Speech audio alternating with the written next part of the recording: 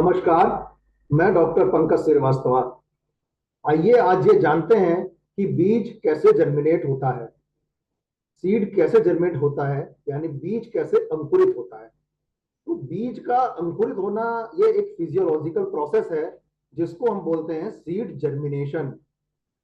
Seed germination समझने से पहले यह जान लेना जरूरी है कि बीज क्या होता है, बीज के अलग अलग पार्ट्स उनके क्या नाम है, और बीज के हर अलग अलग पार्ट्स का क्या काम है।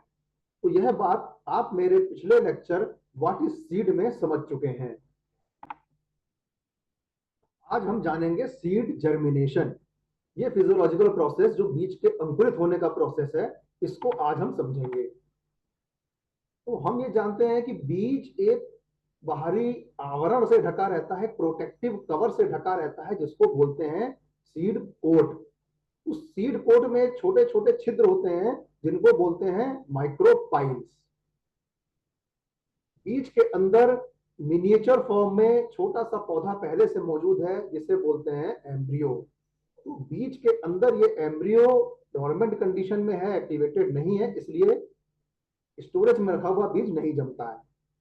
जब बीज को उचित वातावरण में रखा जाता है तो सबसे पहले बीज पानी सोखता है, उसके बाद एम्ब्रियो एक्टिवेट होता है और फिर बीज का अंकुरण होता है। तो एम्ब्रियो जब एक्टिवेट होगा तो उसी समय बीज की मेटाबॉलिक एक्टिविटी शुरू होती है। जो स्टोरेज फूड है वो एम्ब्रियो को मिलना शुरू होता है। तो उसके लिए ऑक्सीजन भी चाहिए। मेटाबॉलिक एक्टिविटी शुरू होने के लिए ऑक्सीजन चाहिए। मेटाबॉलिक एक्टिविटी शुरू होने के लिए नमी चाहिए, पानी चाहिए और उचित तापमान चाहिए। तो बीज को जब उचित वातावरण में रखा जाता है तब उसका अंकुरण का प्रोसेस स्टार्ट होता है। तो ये उचित वातावरण क्या है? उचित वातावरण है कि बीज को 30 डिग्री सेंटीग्रेड से 30 डिग्री सेंटीग्रेड के बीच का तापमान मिलना चाहिए। बीज को पानी मिलना चाहिए और बीज को ऑक्सीजन मिलना चाहिए। तो हम जब बीज को मिट्टी में डालते हैं तो क्या होता है? अगर आप सूखी मिट्टी में बीज डाल देंगे तो बीज जर्मिनेट नहीं होगा, यानी कि मिट्टी में नमी का होना आवश्यक है। तो हम जब मिट्टी में बीज डालते हैं तो मिट्टी में मौजूद नमी से बीज पानी सोखता है। बीज के अंदर पानी कैसे पहुंचता है? जो सीड कोट में छोटे छिद्र हैं जिनको माइक्रोपाइल्स बोलते हैं, उनमें से होकर के बीज के अंदर पानी पहुंचता है।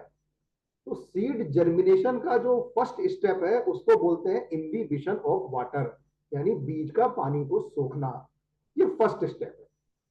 जब बीज पानी सोख लेता है उसकी मेटाबॉलिक एक्टिविटी शुरू हो जाती है। जैसे ही उसकी मेटाबॉलिक एक्टिविटी शुरू होती है एम्ब्रियो एक्टिवेट होकर के इलोंगेट होना शुरू होता है। तो जब एम्ब्रियो इलोंगेट होना शुरू होगा तो हम एम्ब्रियो के भी 3 पार्ट पढ़ चुके हैं।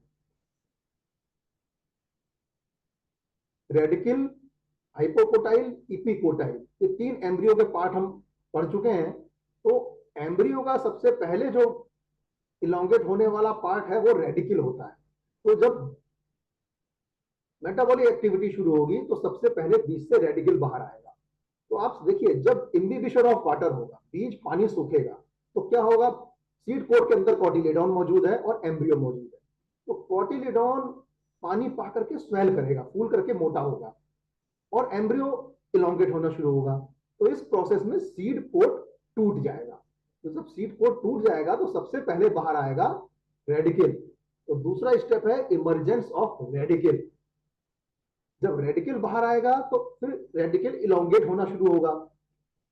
बीज मिट्टी में चाहे किसी भी डायरेक्शन में किसी भी अवस्था में डाला जाए, चाहे एम्ब्रियो ऊपर करके डाला जाए, चाहे एम्ब्रियो बगल में करके डाला जाए, चाहे एम्ब्रियो नीचे की तरफ रहे, रेडिकल बाहर आने के बाद टर्न होकर के नीचे को जाता है टुवर्ड्स ग्रेविटी, मिट्टी में नीचे को जाता जाता है। तो रेडिकल से बनती है रूट। रेडिकल इलोंगेट होने के बाद इलोंगेट होगा हाइपोकोटाइल, जो रेडिकल और इपिकोटाइल के बीच का भाग है। तो जब हाइपोकोटाइल इलोंगेट होगा तो रेडिकल को नीचे पुश करेगा और इपिकोटाइल को ऊपर को पुश करेगा। लेकिन हाइपोकोटाइल पहले इलोंगेट हो रहा है तो सीड कोट को भी और कॉटिलेडॉन को भी वो ऊपर पुश करेगा। तो कॉटिलेडॉन निकल आएगा बाहर और सीड कोट टूट करके गिर जाएगा मिट्टी में। ये हाइपोकोटाइल इलोंगेट हो रहा है तो रेडिकल नीचे को पुश होता है, कॉटिलेडॉन ऊपर को पुश होता है और कॉटिलेडॉन ऊपर पुश होने के कारण मिट्टी की सतह के ऊपर चला आता है। ये शुरू में जो दो गोल पत्ते हमको दिखते हैं किसी भी बीज को जर्मिनेट होने के बाद, तो वो कॉटिलेडॉन होते हैं। कॉटिलेडॉन जब बाहर आ जाता है तो वो हरा हो जाता है और फोटोसिंथेसिस शुरू कर देता है और यहां से बीज अपने ऊपर निर्भर हो जाता है। लेकिन इसके बाद इपिकोटाइल इलोंगेट होता है और इपिकोटाइल दो फर्स्ट ट्रू लीफ देता है। तो ये हमारा पौधा पूरा बनकर तैयार हो गया सीड जर्मिनेशन के बाद, जिसमें बीज को मिट्टी में डाला गया। पहला स्टेप आया इम्बिबिशन ऑफ वाटर।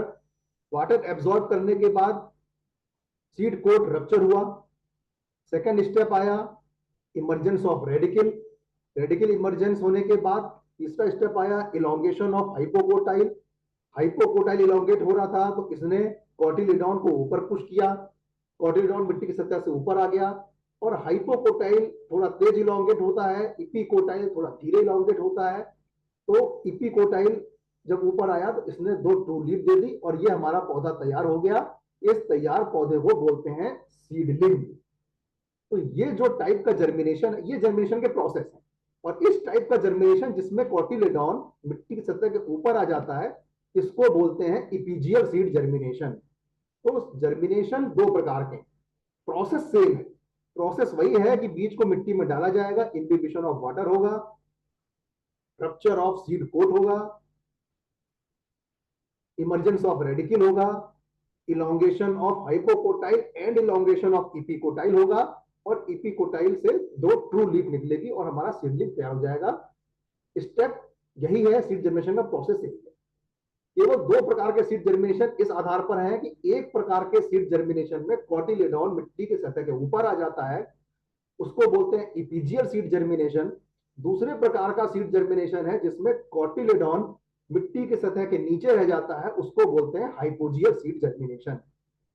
तो इपीजियल सीड जर्मिनेशन अभी आपने समझा। हाइपोजियल सीड जर्मिनेशन में क्या होता है, इमर्जेंस ऑफ रेडिकल के बाद इलोंगेशन ऑफ इपिकोटाइल तेज होता है और इलोंगेशन ऑफ हाइपोकोटाइल नहीं होता है, बहुत स्लो होता है या नहीं होता है। तो जब हाइपोकोटाइल का इलोंगेशन नहीं हो रहा है तो जाहिर सी बात है कॉटिलेडॉन पुश होकर के मिट्टी की सतह के ऊपर नहीं आएगा, वो मिट्टी की सतह के नीचे पड़ा रह जाएगा। और इपिकोटाइल तेज इलोंगेट हो रहा है तो वो पहले ही मिट्टी की सतह के बाहर आ जाएगा। और जैसे ही इपिकोटाइल मिट्टी की सतह के बाहर आ जाएगा, उसको जब रोशनी मिलेगी, लाइट मिलेगी, तो वो हरा हो जाएगा और उससे दो ट्रू लीफ निकल आएंगी और ये दोनों ट्रू लीफ फोटोसिंथेसिस शुरू कर देंगी और सीडलिंग अपने ऊपर अपने आप निर्भर हो जाएगा। तो ये हाइपोजियल सीड जर्मिनेशन में भी हमारा पौधा सीडलिंग इस तरह से तैयार हो जाता है। तो दो ही प्रकार के हमने सीड जर्मिनेशन बताए, इपीजियल सीड जर्मिनेशन और हाइपोजियल सीड जर्मिनेशन। इन दोनों में क्या अंतर है, इपीजियल सीड जर्मिनेशन में cotyledons are above the surface of the soil. Hypogeal seed germination में cotyledons remains below the soil surface. अब ये क्यों होता है, ये होता है इलोंगेशन ऑफ हाइपोकोटाइल से। इपीजियल सीड जर्मिनेशन में excessive elongation of hypocotyl occurs. That's why cotyledon is being pushed upper the soil surface. Hypogeal seed germination में हाइपोकोटाइल का इलोंगेशन नहीं होता है, बहुत लेस होता है, जिसके कारण कॉटिलेडॉन मिट्टी की सतह के ऊपर पुश नहीं हो पाता है। इपीजियल सीड जर्मिनेशन में epicotyl is short, hypocotyl is elongated fast and epicotyl is short. तो सीड कॉटिलेडॉन मिट्टी की सतह के ऊपर आ जाता है और उसके बाद इपिकोटाइल इलोंगेट होता है और ट्रू लीफ बनती है। जबकि हाइपोजियल सीड जर्मिनेशन में हाइपोकोटाइल तो इलोंगेट हो नहीं रहा है, वो मिट्टी की सतह के नीचे रह गया, कॉटिलेडॉन भी मिट्टी की सतह के नीचे रह गया, इपिकोटाइल पहले मिट्टी की सतह के ऊपर निकल आया, फोटोसिंथेसिस शुरू कर दिया और ट्रू लीफ आ गई। इपीजियल सीड जर्मिनेशन में जब कॉटिलेडॉन मिट्टी की सतह के ऊपर आ जाता है तो वो फोटोसिंथेसिस शुरू करता है। हाइपोजियल सीड जर्मिनेशन में कॉटिलेडॉन फोटोसिंथेसिस नहीं करता है, सवाल ही नहीं उठता, वो मिट्टी के नीचे है, उसको रोशनी नहीं मिल रही है। और इपिकोटाइल ऊपर निकल आया, उससे ट्रू लीफ बन गई, उसने फोटोसिंथेसिस शुरू कर दिया। तो हाइपोजियल सीड जर्मिनेशन का उदाहरण है मेज और ग्राम। इपीजियल सीड जर्मिनेशन जिसमें कॉटिलेडॉन ऊपर आ जाता है, इसका उदाहरण है ओनियन और बीन। तो सीड जर्मिनेशन का यही पूरा प्रोसेस है। और दो ही प्रकार के सीड जर्मिनेशन है, एपिजियल सीड जर्मिनेशन और हाइपोजियल सीड जर्मिनेशन। और सीड जर्मिनेशन के बाद जो पहला ट्रू प्लांट है दैट इज कॉल्ड सीडलिंग। फिर इस सीडलिंग का ग्रोथ होना, इसका पूरा बड़े पौधे में, पेड़ में विकसित होना, ये एक फिजियोलॉजिकल प्रोसेस है। इसको भी हम आगे दूसरे चैप्टर में समझेंगे। बहुत बहुत धन्यवाद।